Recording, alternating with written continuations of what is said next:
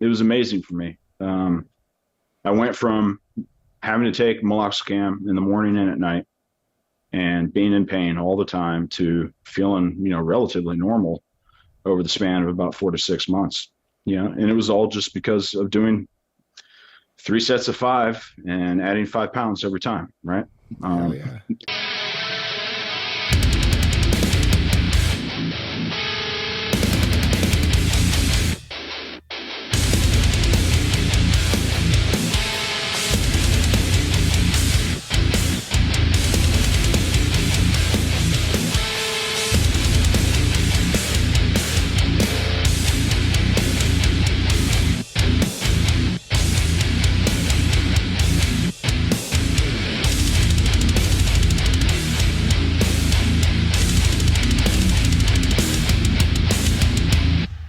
We're joined today by JD Thomason. JD is the owner of Starting Strength Colorado Springs. He is a senior military officer. He represents the fact that we are attracting high quality people that have done important stuff in their careers, whether it be in the private sector, in the military, what have you. So we're glad to have guys like JD on.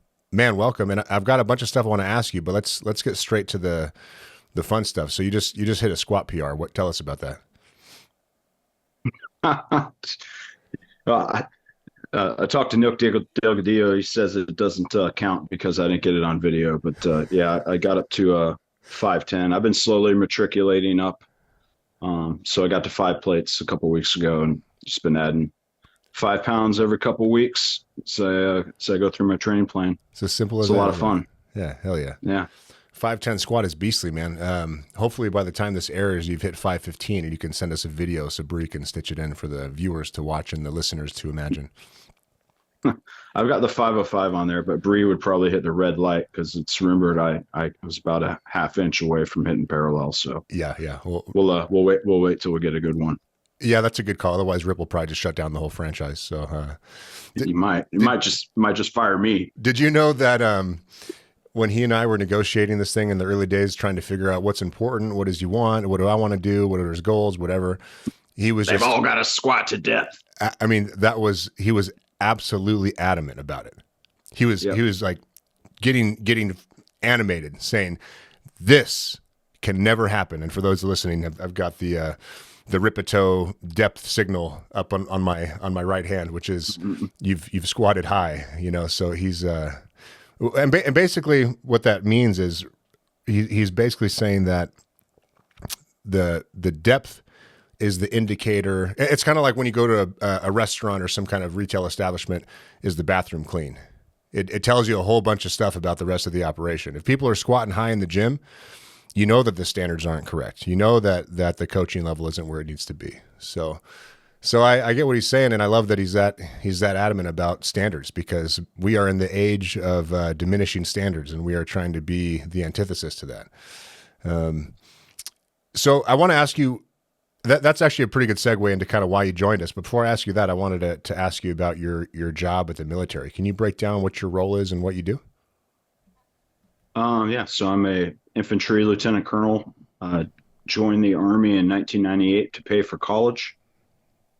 Decided that this was a lot more fun than college. So joined ROTC, graduated, got commissioned, and been a lieutenant.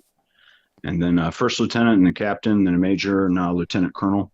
So it's been almost 25 years total that I've been doing that. And the number of jobs I've had, I mean, we could spend an hour. But I've led platoons. I had multiple company commands. I've been a battalion executive officer, battalion S3, and I've worked on the joint staff for the last few years.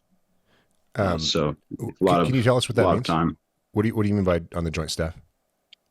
So the Pentagon has all the services in it. 5 services now, right? Or 6, excuse me. No, 5.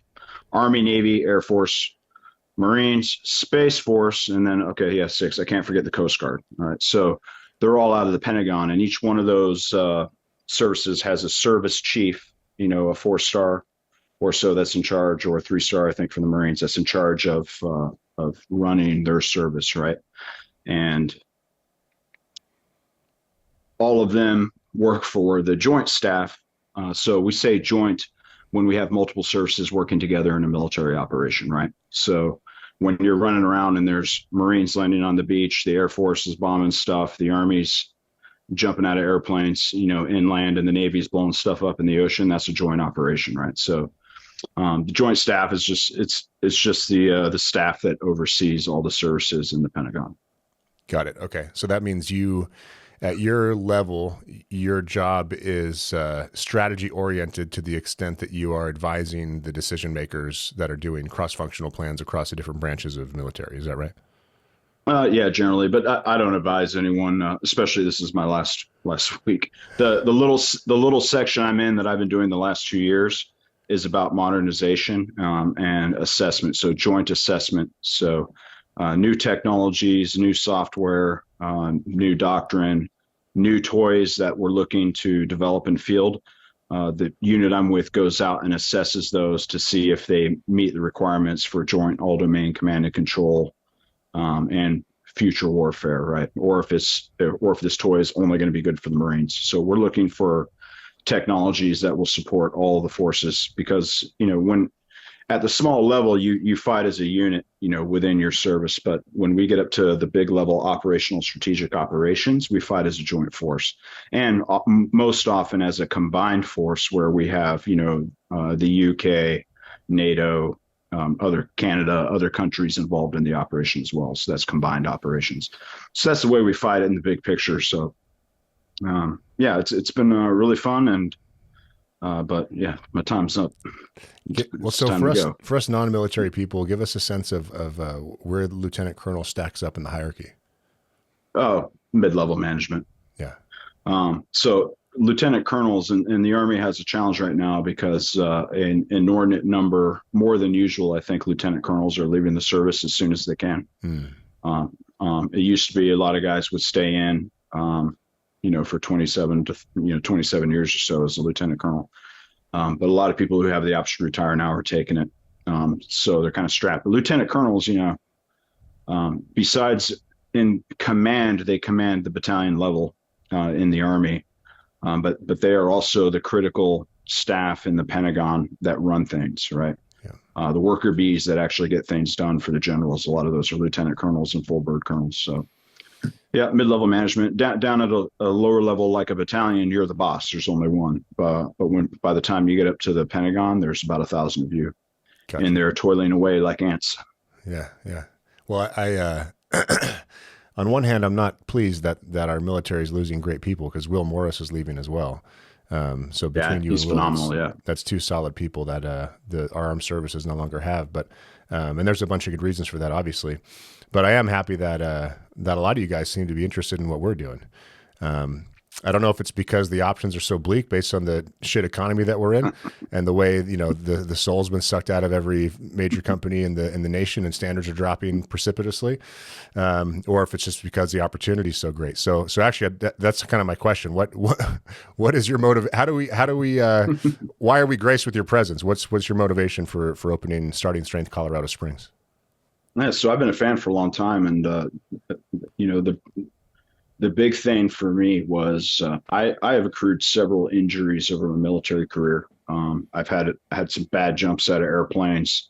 I fell off a roof chasing some guys in Afghanistan in night vision. That was not fun. And fell off a roof.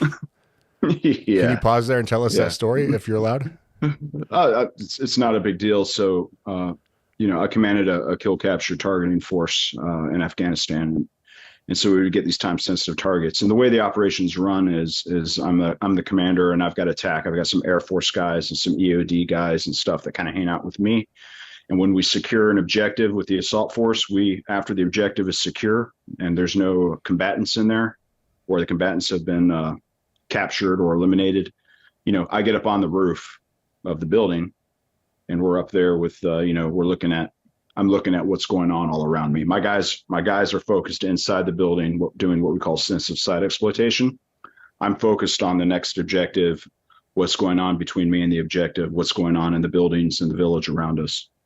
And so, but we had a guy who somehow that we had missed who ran, And so I was running across the rooftop and jumping these little 2-foot walls because it was a large complex. And unfortunately, because of my limited depth of perception with the night vision goggles, I didn't notice that after the next 2-foot wall, there was no roof anymore. Fuck. So I went right down, and I had time to turn because your nod's hitting your face. So I had time to lock down the safety on my rifle and turn my head to the side, and I went right down into a chicken coop. Oh shit! Yeah. So did you hurt yourself?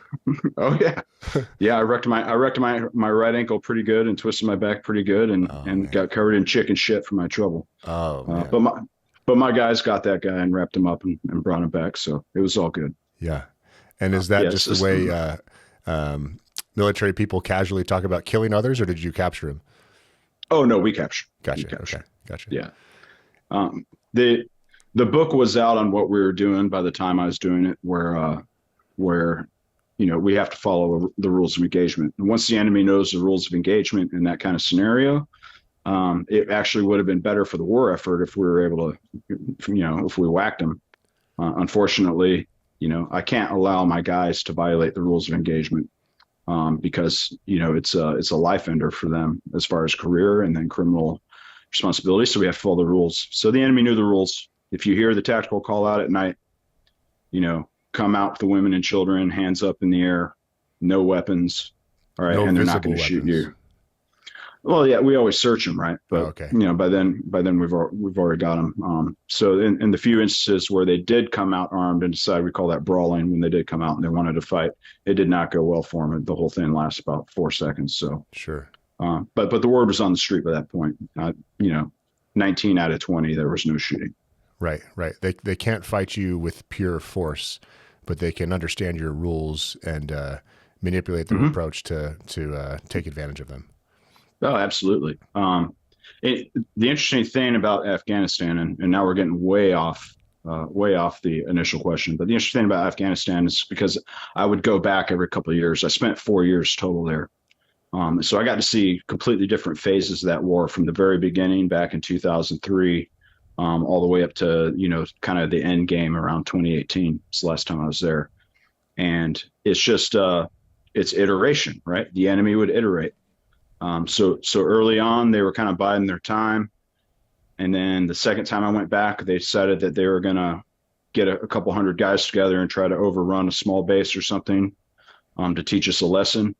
And after they got pummeled enough times doing that, I had one fight I was involved in where we killed 200 guys in one night, probably about a 2-hour period. Jesus. Because they were coming to attack one of our combat outposts, right? And we caught them on the way. So the third time I came back, they'd gone away from that TTP and had primarily gone to IEDs, right? Because it just the old strategy wasn't working. Chuck that. Let's try a new strategy. And then the IEDs are the same thing. They started out with remote control ones on cell phones, and then we came up with some technological things that made that really hard to pull off. So then they moved to these kind of ingenious little saw blade pressure plate devices, and then we started coming up with countermeasures for that. And so then they moved to this type of device, and then we started removing a lot of those munitions from the battlefield that were available. So then they started making homemade explosives in Pakistan and smuggling them in, right? So it was just a nonstop iteration between the two sides on the IED fight that never really ended up until the conflict was over. It's amazing to watch the most powerful military force in the world, the world's biggest employer, the largest, probably the most, by far the most expensive organization on earth, the biggest polluter in the history of civilization. You always say that. go up against these, these less sophisticated enemies, and really have a problem. My wife's Vietnamese, and I can tell you that those clever fuckers did a number on us for good reason. I mean, just a quick fun anecdote you might appreciate. Her and I were talking about home defense the other day because we've got a little girl now, as you know, and we're talking about our plan if someone breaks in, and hiding spots for her if the choice is to hide. And she came up with the best hiding spot, one I never even would have thought of. She's like, I think I can jump up in the windowsill behind the curtains and no one would see me, and I can sit there with a gun. I'm like, I've never been more in love with you. So it's fascinating, man. But tell me tell me where starting strength fit into that picture. So did you start to use the program to rehab then? Is that what happened? Yeah. So by the time I was a pretty senior major after my first S3XO job, I was in the SFAB, the Security Force Assistance Brigade, the first one that was supposed to go back and change the war in Afghanistan, Ray. And so, but I was starting to have a really hard time keeping up, taking a lot of meloxicam, prescription painkiller, just constant ankle and back pain, shoulder pain, and the running and rucking were what would just murder me. But I could run, and then my ankle would swell up, and my back would kill me, and I'd have to kind of take 2 days off from doing any kind of PT. So, I'd been a fan of the program for a long time. So I said, hey, when we get to Afghanistan and I'm locked down for 9 months, I'm going to start the program. I'm going to do the NLP, and we're going to see what happens. And it's crazy. Yeah, 3 or 4 months into it, the back pain just started melting away. And the ankle, the issue with the ankles, there's just no mobility because the joints wrecked. I don't have any dorsiflexion, so running exacerbates that. But I can squat. So yeah, you don't need much ankle mobility to do the low bar squat, right? Anyone can do it. Yeah, you need a little bit. I have to turn mine out a lot wider than normal people do to be able to get all the way down. But yeah, it was just it was amazing for me. I went from having to take meloxicam in the morning and at night and being in pain all the time to feeling, relatively normal over the span of about 4 to 6 months. And it was all just because of doing 3 sets of 5 and adding 5 pounds every time. Right. Yeah. And the progress for me wasn't always linear, like anyone else. I'd get a little uchi or owie, or I got stuck on the press, for example, at 165 pounds. I remember I got stuck at the press for about 6 weeks until some micro plates I ordered off Amazon came in. And then I was starting to make the little jumps, and then boom, it just started going right up again. So, hell yeah. But yeah, it was a simple program and it worked for me. So now I want to bring it to other people. And more importantly, I like the culture in the company, and it's the people I want to work with. So, hell yeah, man. Yeah, we're glad to have you. And what, so what were your results? Do you remember roughly where you started and where you ended after those few months where you started noticing things were hurting less? Yeah. So the squat and the deadlift both ended up in the high 300s. The bench press ended up in the high 200s, like 285, 290. Power clean was up to about 185. And which one am I forgetting? Press, and then the press, I was up in the mid 170s, 180s, over that 9-month period. And and there were some slight interruptions in training through stuff we had to do in Afghanistan, but mostly I was able to stick with it. It was just a limited weight room, though, right? So we reopened a base called Tarancot that had been shuttered in 2014, I think. So we moved back in and reopened a base that had been shuttered and picked over. And so our weight room basically came from, myself and a platoon or so worth of soldiers scouring the remnants of this massive base and finding all the weight equipment that had been abandoned. And we cobbled it all together under a big tent over in our little compound we're in. So we were limited some by equipment, but we had barbells, and the big surprise was always if you accidentally grabbed a kilogram plate instead of a pound plate. Would work its way in there once in a while, and you'd be like, why does this feel so heavy today? A couple extra pounds. Yeah, more than a couple. So what else were you considering? Because I know military guys are always kind of thinking about their exit, especially long-termers like yourself, and thinking a couple years out and considering all the options. What else were you considering other than opening a starting strength gym? Yeah, so it always made sense to me to do what the vast majority of us do, which is to get back into contracting or to get back with a DoD or Army related employer, right? So I've got a lot of friends that have retired recently as well, and they're all back working as some part of the defense industry, right? One of them is actually doing a similar job to what he had as a major, which is helping people write operations orders for battalion and brigade level operations as a contractor out at Fort Carson, right? Right. Yeah, I just don't want to do it anymore. I hear you. I hear you. It is a legitimate just, career change because as an officer, you're formally trained in military theory. Like this is your education background. This is your practical experience. This is a wholesale career change for you, isn't it? yeah, but a lot of the knowledge you pick up along the way applies to anything you want to do, right? So, I mean, uh, graduate level education, history, theory, and doctrine, right? And the stuff that's really important in that doctrine is how we fight in the Army. History is just, it's history.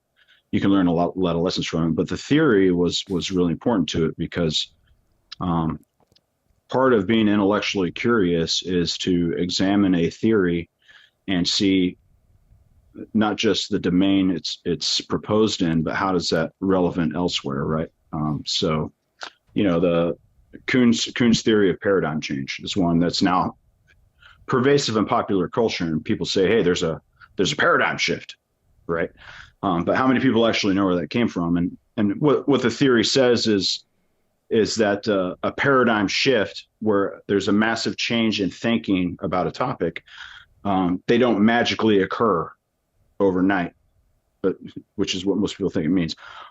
What he says is that what happens is over a period of time, we have the old way of thinking. And as evidence begins to collect that the old way of thinking is wrong, it starts weighing on that, starts weighing on the scale, and starts changing perceptions bit by bit. And then when that evidence that the old way of thinking is completely invalid, when that evidence becomes an avalanche of weight of evidence against the old way of thinking, then we have a paradigm shift to the new way of thinking that the evidence supports. Right. And then that cycle continues to iterate until, as we learn more, right? So that's something that can apply to anything you do, right? It applies to what we do in the gyms, right? We iterate. It's one of our values. Does this concept apply to social change? Because I wonder if the evidence part is necessary. I wonder if it actually just requires a majority rule or a vocal and aggressive enough of a minority to bully the majority into allowing the paradigm to change. And I'm sure you kind of get where I'm going with this, right? It's like there's been a paradigm shift in this country, and I'm not sure it's evidence based.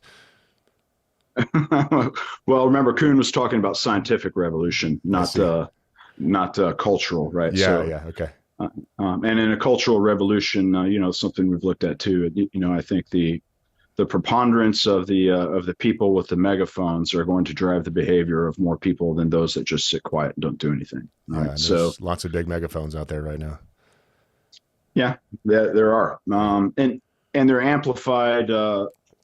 They're able to amplify using social media and those systems to amplify their weight by gaining up on people over the internet, for example, right? Mm-hmm. For niche issues, to try to force people to comply with their viewpoint, right? And that's just something that's one of the, to me, that's one of the reasons I don't want to be involved with the Department of Defense anymore, is because a lot of those type of DEI institutions have wormed their way in to my cherished institution, and they're starting to change things. And everybody complains about it, but nobody can really do anything about it. So, well, JD, I want you to know, my friend, that you are joining a diverse team. So I'm a half Jew. Nick Delgadillo is ambiguously brown. We're not exactly sure where he's from. We have 2 black people on the team. Both are women, so extra brownie points for that. We have an Asian or 2. I think we're pretty well covered, man. So, but believe you got it or me not, too, buddy. You got me too, because my the family history says that my great grandmother Niswanger was actually 100% Native American. There you go. So I think you'll get a bonus on your check for that then. Although you're an entrepreneur, so never mind. Yeah, there is no check. The interesting thing, though, is that we didn't have to hire any special consultants. We didn't put any energy into people's skin color or to what they look like. We just kind of hired people that are competent, and then it sort of shaked out this way. So it's kind of funny how that works out, isn't it?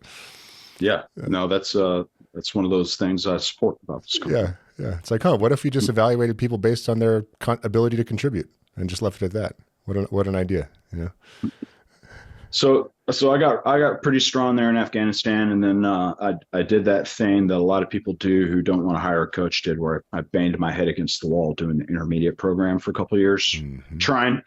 Yeah, if you're a 44-year-old man, I do not recommend, with wife and kids, I recommend you do not try doing the Texas method.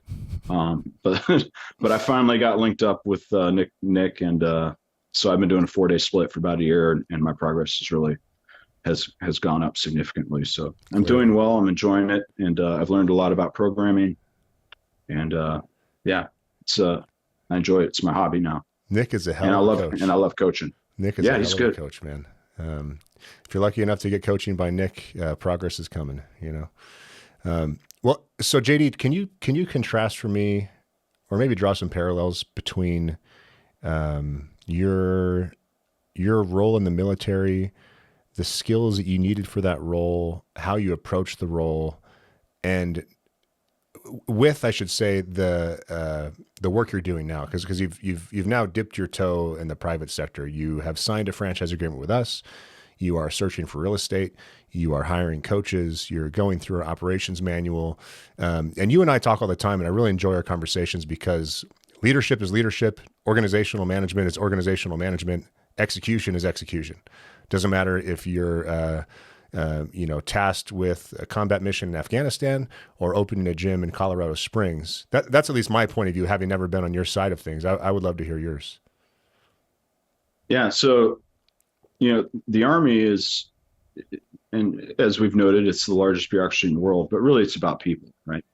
It's really hard to be successful in the Army if you can't motivate and inspire people, right? So, for officers and for non-commissioned officers, everything in the Army starts with leadership, and we have doctrine on leadership. Um, and the old doctrine was be, know, do, and then it changed, and I forget what the 1, 2 ago was, but the role of the leader is to provide purpose, motivation, and direction to his people and the organization, right? That was the older doctrine that's now retired, and they brought be, know, do back. These things happen. It's circular in the Army. They Can, brought it can you back. So can you explain that to me? Sorry, what was it again? yeah, be, know, and do. Be So no when do. when we say be a leader, we say be the man or the woman, the officer with character and presence, right? So that's being the leader. When in charge, be in charge. Know is your intellect, your judgment, really what I would call core competencies. Your competency, right? Are you competent? Do you have good judgment? Are you smart?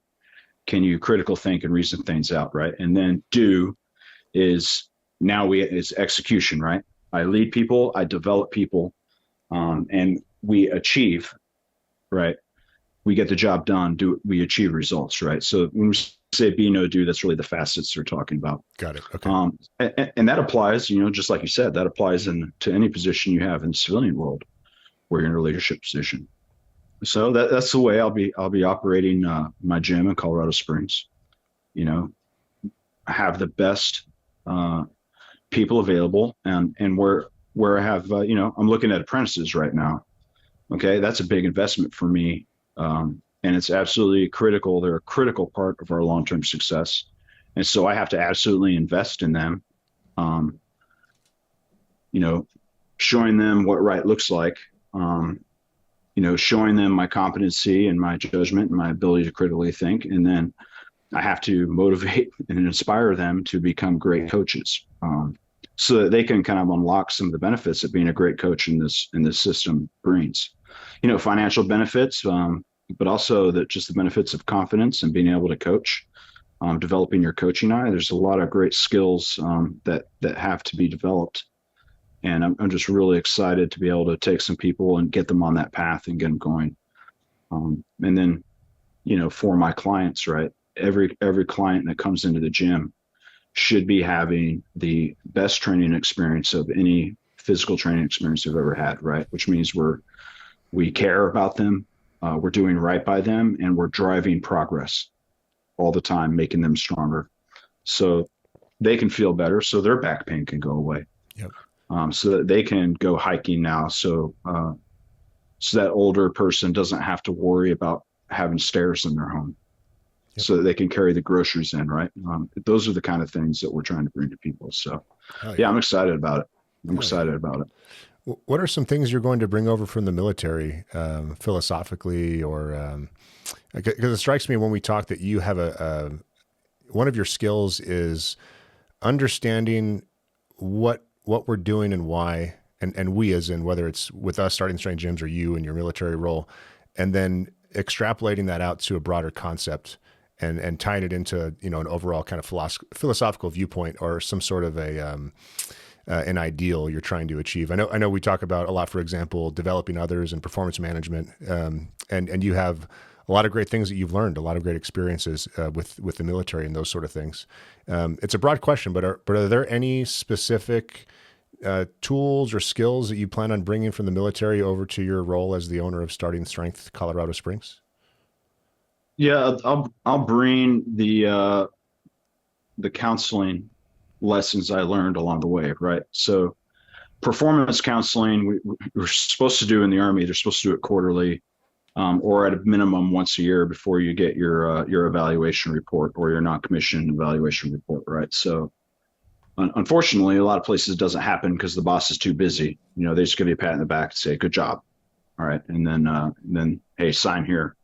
But the best places I've been where the leaders are truly invested in your success, or in my success in this case.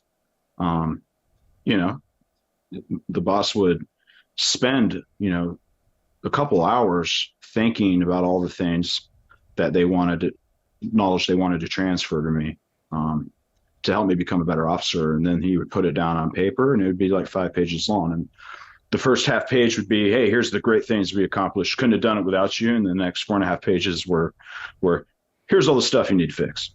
Right. So it would wake you up because you read it and you're like, "Ah, you're right. I could have handled that better. I could have done this better. I probably should have double checked that." So it just starts with being honest, an honest relationship between you and the people that you work with. Right.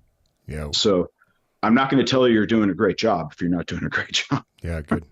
It's simple things like that. But it's a lot easier to get by with doing, "Oh, hey, you're doing a great job," and then, passive aggressively work someone out. No, you sit down and you communicate and figure out how we're going to get better and improve this thing. So that's a skill I'll be bringing. I just like being around people, and I like being around motivated, driven people. I don't like energy vampires. I like people who bring energy and are motivated, high IQ, positive type individuals. And I think that's the kind of clientele we have in most of the gyms. So I'm really looking forward to making as many people strong as we can. It's the franchise owners and the members all share those traits, which it's a pleasure to be around this group for sure. So what is your plan when it comes to hiring then? Are you, how do you select for that, I guess is the question. And I know that it might be new for you in the private domain, but I'm wondering how you might have approached this in the military, because ultimately, as you said, all organizational excellence comes down to the quality of the people.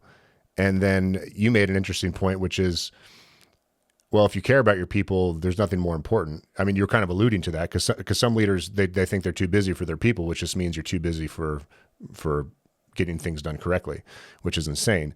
How are you going to select for that? Are you going to prefer people that are veterans? Are you do you have an interview process in mind? Are you going to test people? Have you thought about this at all? Well, here's the thing about interview processes and reputation, right? Anybody can game an interview process. Like, you could read all about us. You could read my LinkedIn profile and see what my priorities are, and you can shape every answer to run right into those, right? It really comes from when we work together, and I see, do you derive satisfaction from helping people? Yeah. On a day in, day out basis? Yeah. Does that butter your bread? Does that motivate and inspire you to do great things? And if that's true, then things are going to go really well. Mm-hmm. But you're not really going to see it until they're in person, right? And you can see it every day, because that's not something that you can switch on or off, right? It's got to be something that you feel inside that drives you, and that's the kind of people I'm looking to hire. So, I've had several interviews with possible apprentices over the last couple of weeks. I just posted the job on LinkedIn, and I've been getting a lot of resumes, and I was just emailing back, hey, you got time for a 30-minute phone call, and I just talked to them. And so it's been enlightening. I've gotten everything from people who are working for the Army's holistic health and fitness program, looking for an escape hatch because they're not. I think that job's a little harder than it's advertised as. So I've had a few of those guys, and then I had a guy who was an assistant strength coach at Ohio State University who applied. And then I've had some kids who are getting kinesiology or exercise science degrees in college, and they're seniors in college apply, right? But the first thing I always ask is like, what do you know about starting strength? Like, do you know who we are? And really, 3 out of 10 knew who we were and followed the program. So then I just asked them some principles-based questions and see how much they know. Do you lift? Not really. I do this and I do that and I do CrossFit. So the ones that are the best are the personal trainers that have been personal training for a few years, because I tell them about the apprentice program and they're not thrilled that they would, because I got the pay advertised on there for what my head coach and what an SSC will make, right? That's the benefit of making it through the apprentice program, which is challenging. It's not easy. But I'm not going to pay you that when you walk in the door. You have to demonstrate your ability to coach and that desire to make people better that I'm talking about, right? You got to have those qualities to make it through. So yeah, those guys don't like hearing about going through an apprentice process, because I'm a CSCS. I'm kind of a big deal. Don't you know who I am? I've been. Oh, you mean that multiple choice test for the weekend seminar? Yeah. Okay. Yeah. I mean, the best one, and he was actually a very nice dude. But the guy remarked on working, at an elite college, with the football team. And I said, okay, well, those guys are pretty amazing athletes, right?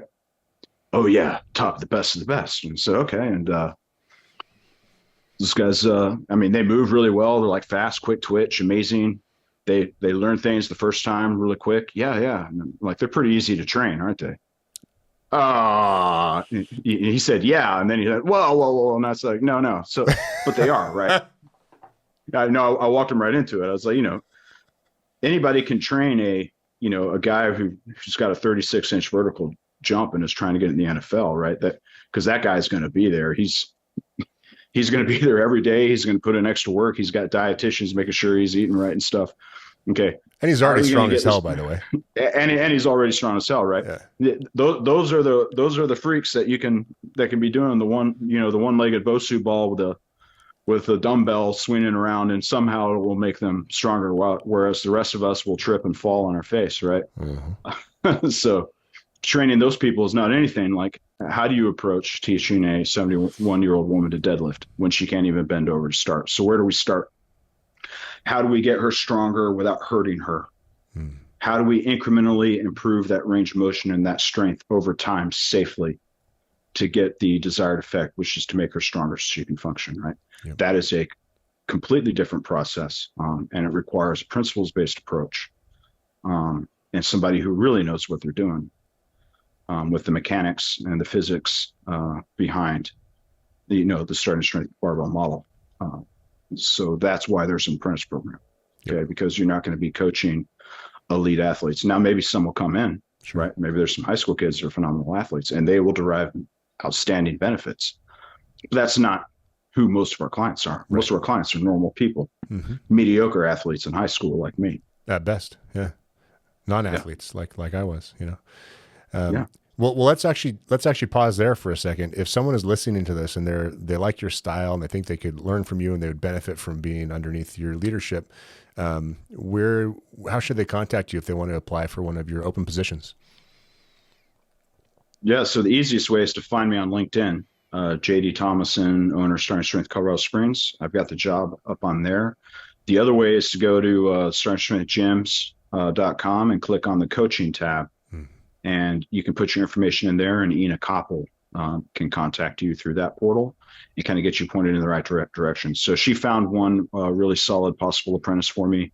I've talked to him on the phone, and he seems like a good kid. And now he's sending me videos over the last week of him squatting and deadlifting. So he's restarting the program, and we're getting going. So I like him. And then I have another one that I think might work out too. So I'm excited. I'm going to bring in the very best people because in the Army, people just show up, right? Very rarely do you get to reach out and pick who you're going to get, right? Now that's changed recently in a couple of years. There's a big market, but still much of the time you're going off a phone interview or something with choosing who you're going to bring in. And down in the enlisted world, I don't get to pick which private first class comes into my battalion. They just send me like 50 of them at once, right? But now that I'm, on my own 2 feet, I'm going to pick who I work with. Okay. And they're going to be people that I am happy to see and work with every day. People who make my day better, people who have the same priorities, people who have the same values are generally who I'm looking for. And I don't care, race, creed, origin, none of that. It's about our values, our shared values, and your commitment to helping people. If that's what drives you, then that's the person that I want to work with me, and we'll get you where you need to be if your values and your skill set is trainable. Yeah. So that actually leads me to the next thought, which is, I know you think big, and I know that your thinking has not stopped at, I'm going to open up a gym in Colorado Springs. I know that you've thought bigger than that, a longer term than that. Illuminate for the audience, and especially the coaches that are listening that might want to come work for you, where you want to go with all this. So fast forward and map out for us as far as you've thought this through. Like, what, in an ideal world, what does your life look like with your skill set plus the franchise, and how does that all pan out over the next few years? Well, 10 years from now, I have a private jet, and I'm the director of marketing for Starting Strength Gyms. Ray Gillenwater is my secretary. All right, I'm down. Less responsibility sounds good to me.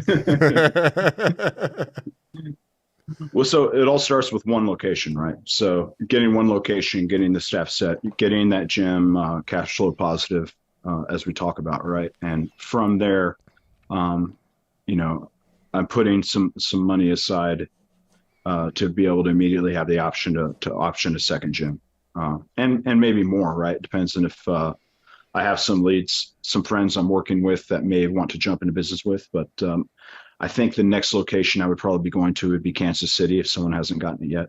I think Kansas City could support 2 gyms. Interested in Las Vegas, right? So, but you can't just open 5 gyms at once, right? Because we don't have the coaches, sure, and the management in place. So it has to be one. I have to get a pipeline going, bringing in people with those right values, that high IQ, hardworking, high value people that derive satisfaction from helping others, right? I bring them in, we put them in the pipeline, we get them coaching, we increase their pay. And then once we've got those SSCs on deck, now we can start thinking about how I'm going to staff the next gym. Gotcha. Because every gym's going to need a head coach. Every gym's going to need a second coach as an SSC, to help those people get stronger, right? So we get that pipeline going. And the great thing about Colorado Springs is, I don't know if we've done the announcement yet, but, we're going to be on SkillBridge as a preferred employer on SkillBridge and the Career Skills Program for the Army soon. So the ability for veterans to come in and apprentice at a gym for anywhere from 2 to 6 months on the military's dime, at no cost to us, but get those critical skills, and be able to go right into a coaching position somewhere. That's going to be 5 military bases in Colorado Springs. So I'm sure I'm going to be able to take some veterans that want to take that leap and become a full-time coach and be able to get them on that path pretty quickly. And I'm really looking forward to it. I think I mentioned this to you, but I want the audience to know as well. And I'll mention it again as well, just in case I forgot to tell you, but we had the franchisor team. So my team, in Idaho a couple weeks back. We're recording this in, is it March yet? February 27th is the day we're recording this. So a couple weeks back, everyone got together and we did some annual planning, because I built a plan initially to build and grow this company. And then we did everything in the plan. So we were operating without a plan, which is fine because we've got a bunch of smart people on the team and really good tacticians. Like, for example, Nick Delgadillo, he would be phenomenal as a military operator. You put him in a sticky situation, he'll be calm and he'll figure it out and he'll get a good outcome. That's great. But what happens if you take a brain like that and then put him with a bunch of other smart people for a couple of days, and we talk about our biggest problems and our biggest opportunities, and we map out a plan for the year? Well, that's what we just did. And out of that process came 4 strategies. And by the way, this is Luke's, as the president now, this is Luke's plan. So he owns this. And we're doing a bunch of stuff. We're improving internal operations of the franchise company.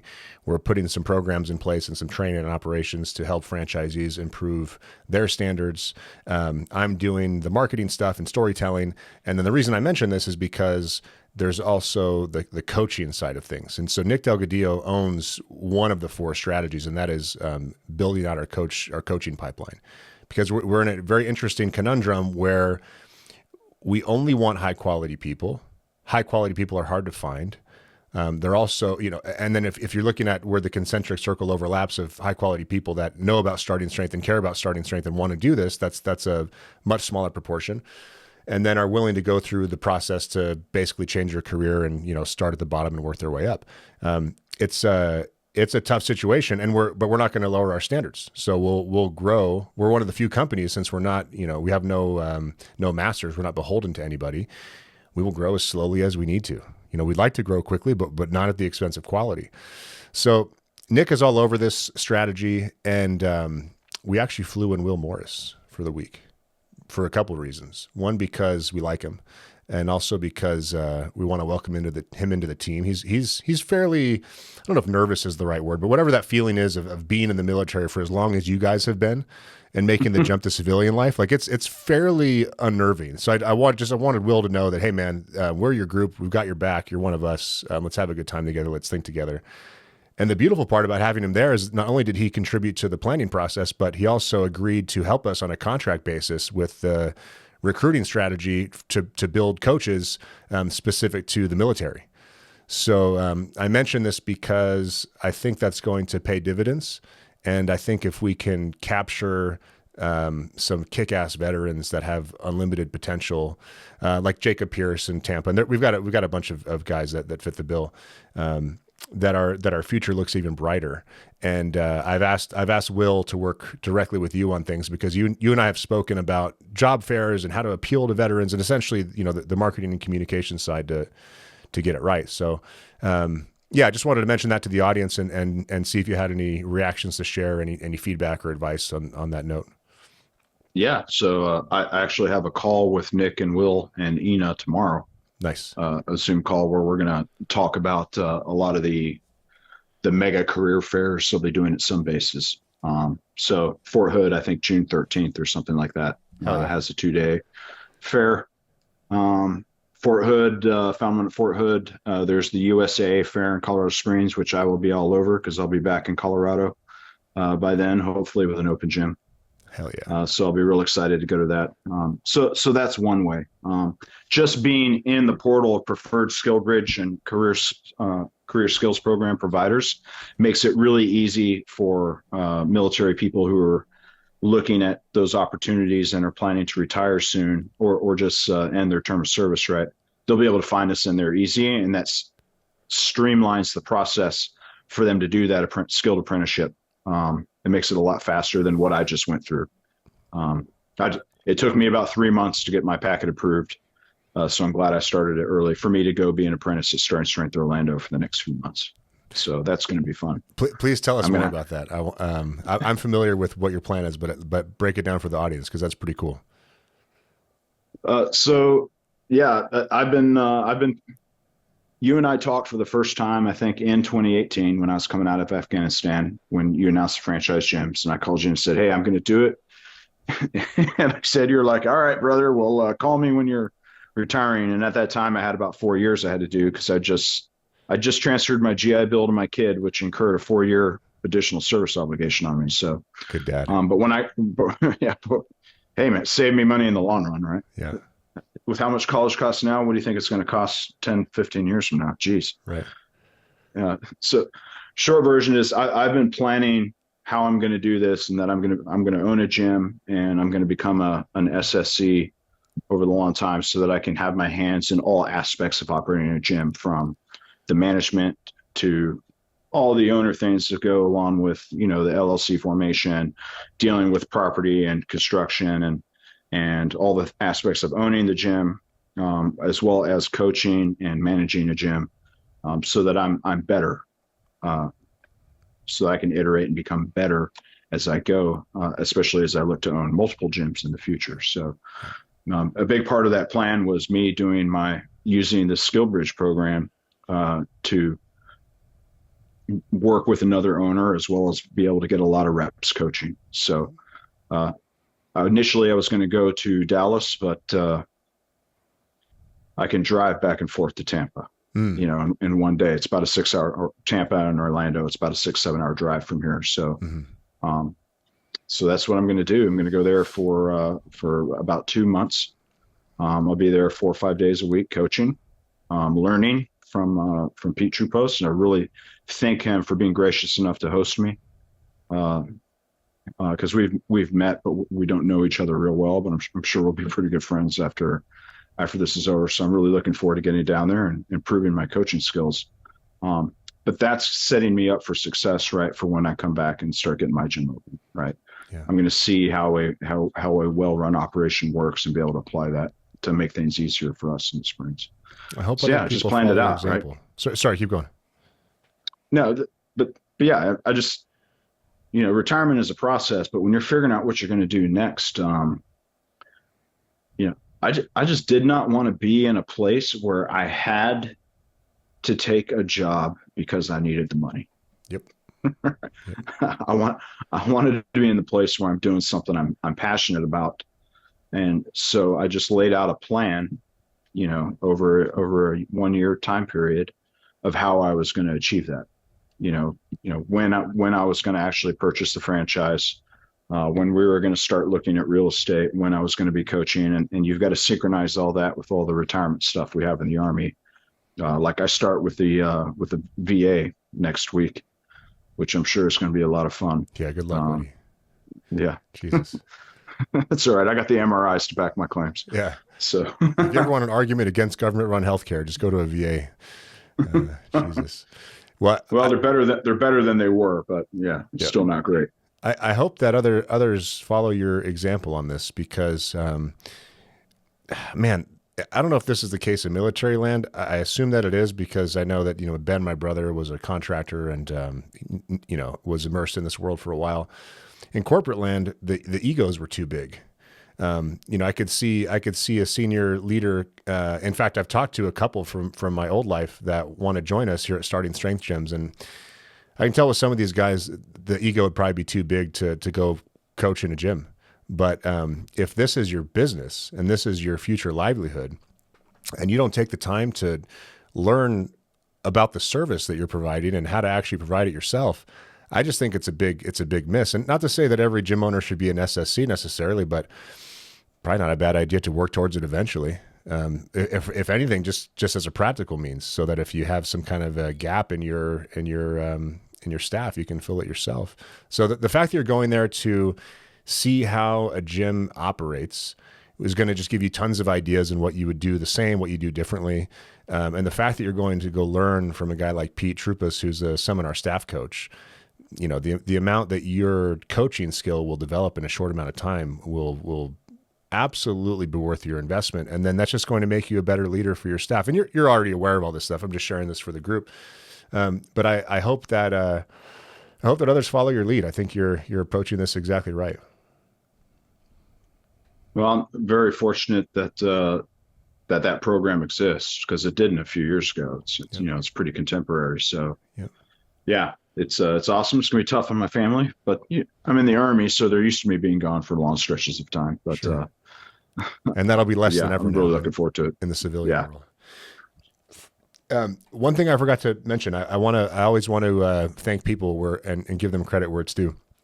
So I want to share our thanks with John Miller for putting together these veteran programs to help veterans come out and use their GI Bill benefits to work at starting train gyms. And then what's really going to have an impact, like you mentioned, is the Skill Bridge program, so people can transition out of the military into a starting strength gym apprenticeship and get paid while they're getting their education.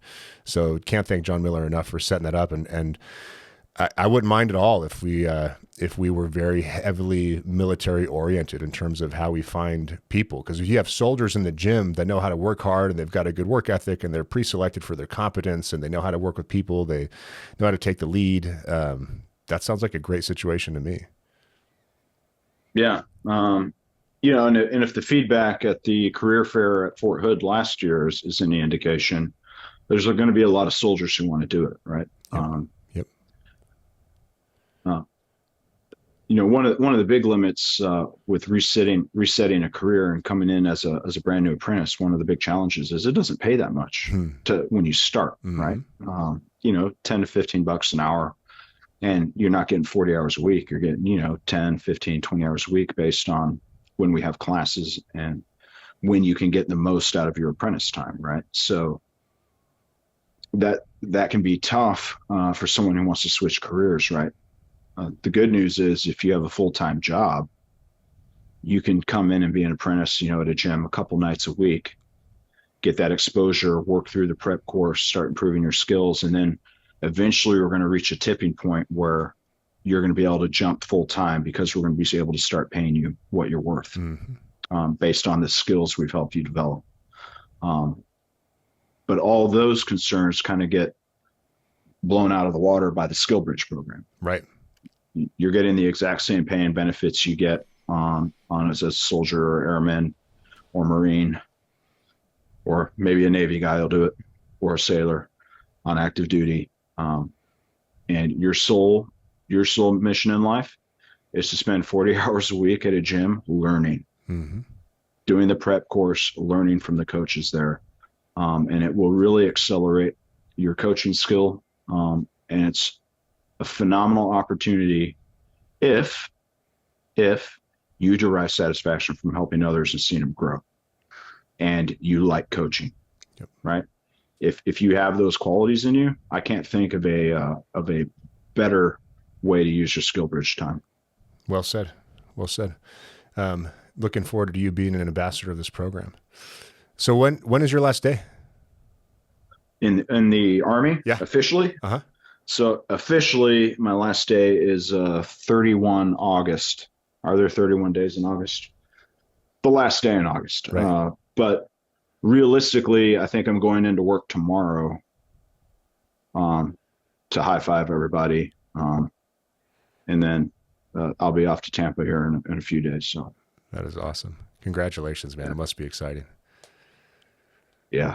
It's been a long time coming. And I get the sense that you get as much satisfaction as I do out of having a long-term plan, putting in disciplined effort to achieve the plan, and watching the plan come to fruition, even if it takes years and years and years and years to get it done. Yeah. Now we're on to the next plan. So yeah. We're still executing the current plan, which is get Gym 1 open and crushing it and helping people. Yep. And then it's on to the branch plan, which is where's Gym 2 going to be? How quick can we get it open? So yeah, I'm excited about the opportunity. And I just like working with the people I'm working with, right? Every time I meet up with Nick or you or talk to any of you guys on the phone, man, I'm just having a good time. I love rapping with the other owners. There's some pretty cool cats on there. So yeah, I like the people I'm working with.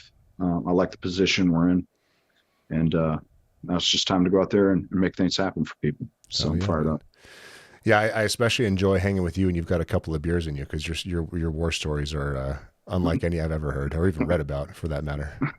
So with I've got a lot of funny war stories. Yeah, like man, falling off into a chicken coop and getting covered in chicken feces. I got lots of stories like that. I'm actually most interested in the strategy stuff, how people in leadership positions in the military think, and why things are done the way they're done. So actually, with that in mind, if you end up celebrating with a beer about your departure, give me a video call if you've got a minute, and I'll toast with you, man, and we'll talk shop for a little bit if you've got time for me. Yeah, more than happy to. I've got lots of marginally humorous war stories that don't involve killing anything. Good. They're just funny on the face. Yeah. So, any parting words? Anything you want to share that we haven't talked about so far? Where people can find you online, that kind of thing. Yeah. So I'm on Strength Colorado Springs is on Facebook. I am as well, really just to support that. Additionally, I'm on LinkedIn, JD Thomason, Strength Colorado Springs. We've got the website, which is a long one, which is coloradosprings.startingstrengthgyms.com. Yep. Did we also get Coast Springs? I think so. I know for sure we have coloradosprings.ssgyms.com to shorten it. Do we also have coastsprings.ssgyms.com? I think we do. I don't know. Okay. I'd have to check. You have to let me know. But Bree, if we do have it, put it up on the screen to confirm that we do. Okay. Yeah. But that's up there right now. And then I'm on the Twitter and the Instagram, Starting Strength Colorado Springs. Hell yeah. And the Twitter is Spring Strength. Don't post much on Twitter. Mostly I follow Grant Brogy and his humorous tweets. So, fellow military guy. Well, JD, thanks for your time, man, and thank you for making the jump and betting on us. I know a guy like you has a lot of options in life. This certainly wasn't the most profitable, at least not in the short term. And I respect people that do things for reasons that are bigger than money. And I'm excited to see what your level of leadership and your character can bring to the group and what kind of organization you're going to build. So I'm looking forward to helping you with that and looking forward to see what you can pull off. Thanks for having me on today, Ray. Looking forward to getting up in Colorado Springs, and we're gonna coach people. We're gonna get them strong. It's gonna be great. Hell yeah, man. All right, JD. Thank you, brother. Talk soon. Take care. Yep.